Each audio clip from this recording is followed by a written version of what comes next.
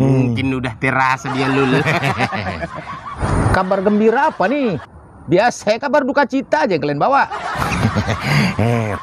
Begini bang, Kampung Belacan nih kan dah nak pemilihan kepala desa baru. Ya Iya kan, bang, betul. Iya, udah dengar aku. Kenapa rupanya? Nah, kepala desa yang lama tuh kan dah tak bagus bang, ya kan Pul? Iya betul. Pasti orang-orang kampung nih dah tak nak lagi milih dia. Betul tuh bang. Dari mana kau tahu? Kok tahu dari mana? Kau bagi tahu Pul? Kurang update juga bang ini Lul. Jadi begini bang, kepala desa kita yang lama itu, dia cuma bisanya memperkaya diri aja ya kan Lul? Betul. Nah, taunya jalan-jalan keluar bersenang-senang. Senang-senang terus. Jalan ke sana, jalan kemari terus. Betul. Iya, dari mana kalian tahu? Bah, kok dari mana lagi dia bilang? Ya dari kata-kata orang lah bang. Udah itu kan Lul. Dengar-dengar lagi bang. Ada sih, diam-diam udah kawin lagi dia di luar bang. Kata orang. Terus maksud kalian mau apa? Nah, ini kesempatan baik abang untuk jadi kepala desa ke Kampung Belacan ini bang. Betul bang.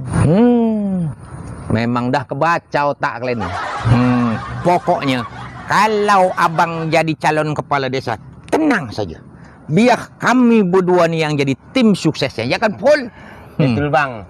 Pokoknya kalau untuk mengalahkan kades lama itu, yang gampangnya itu bang, Kecil aja Pul. kita tinggal ceritakan aja sama warga bang. Keburukan-keburukan dia itu kan Lul. Udah pasti orang itu tak mau milih dia bang. Dan semua orang pasti pilih Abang Udin. Udah jelas. Pasti Bang Udin menang jadi kepala desa. Betul. Memangnya siapa yang mau jadi kepala desa? Iya abang lah, siapa lagi? Iya bang. Aku tak mau. Bah, jadi kepala desa kok tak mau? Prul. Kau kira enak jadi kepala desa itu, Prul? Jadi kepala desa itu bukan cuma sekedar jabatan, tapi tanggung jawab sampai dunia akhirat sebagai pemimpin. Tapi kalau abang kami yakin bang, abang bisa adil dan memakmurkan kampung kita nih bang. Ya, betul itu bang. Semua orang yang mencalonkan diri punya niat seperti itu. Tapi apakah mereka mampu mempertahankan niat mereka itu di tengah kepemimpinan mereka? Gelombang ujian kepemimpinan itu berat, Prul. Imanku belum cukup untuk menghadapi gelombang besar kepemimpinan itu. Untuk mempertanggungjawabkan tanggung jawab diriku sendiri aja, di akhirat nanti belum tentu selamat. Apalagi aku harus mempertanggungjawabkan kepemimpinanku terhadap masyarakat. Apa mesti rupanya semua dipertanggungjawabkan sama kepala desa itu bang? Ya iyalah Lul. Sekecil apapun kepemimpinan kita, pasti akan tetap dipintai pertanggungjawabannya di akhirat nanti. Oleh karena itu, Sayyidina Abu Bakar menangis berhari-hari ketika dipilih untuk menduduki jabatan khalifah menggantikan posisi Rasulullah Shallallahu Alaihi Wasallam. Karena sudah terbayang bagaimana besar tanggung jawab dia nanti terhadap apa yang akan dipimpinnya. Seorang pemimpin akan ditanyai terhadap setiap keluhan jiwa masyarakat yang dipimpinnya.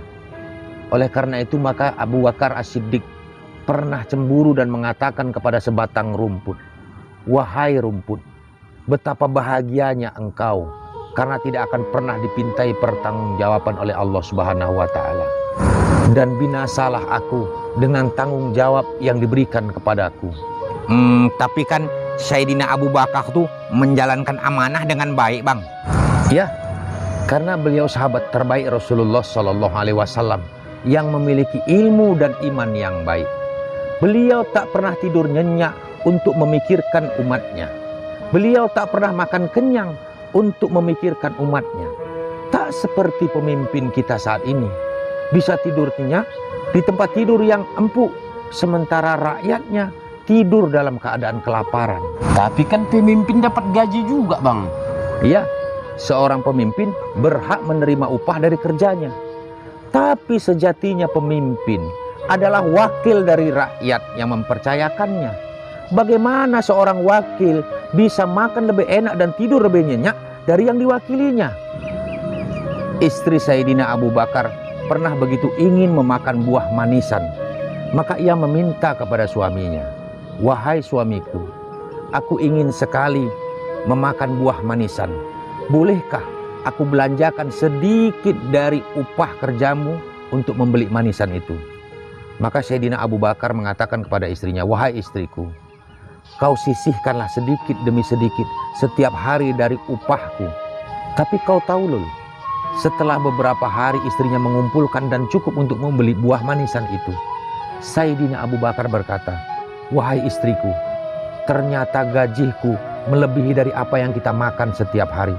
Maka demi Allah, aku takut mempertanggungjawabkan sisa dari gaji ini, dan aku akan mengembalikan kepada Baitul Mal dan mengurangi gaji kita setiap hari.'"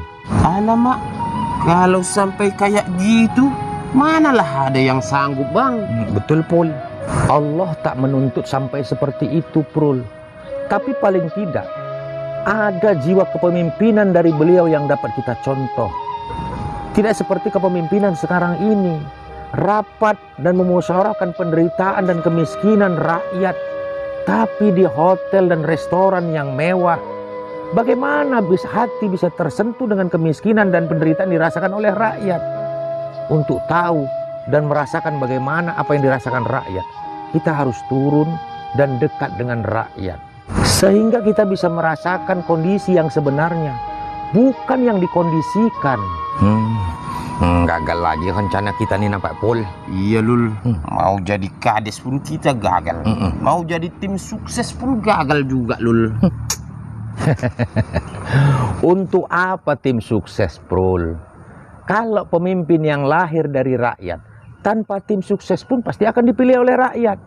Menjadi pemimpin itu dengan terah dan jiwa, bukan dengan harta dan ambisi. Jadi, tak perlu kita saling memburukkan dan saling menjatuhkan dan merasa lebih pantas dari yang lainnya. Kalau hari ini kita masih dipandang mulia oleh orang lain, itu bukan karena kita baik, tapi karena Allah masih menutupi aib-aib kita. Kalau Allah buka aib kita masing-masing, maka jangankan orang lain, diri kita sendiri pun akan malu melihatnya. Jadi abang tak ada niat nak jadi kepala desa nih, Bang? Iya, Bang. Gak usah, Lul. Jadi kepala rumah tangga saja aku belum beres. Dah, gak usah mikir jauh-jauh lah.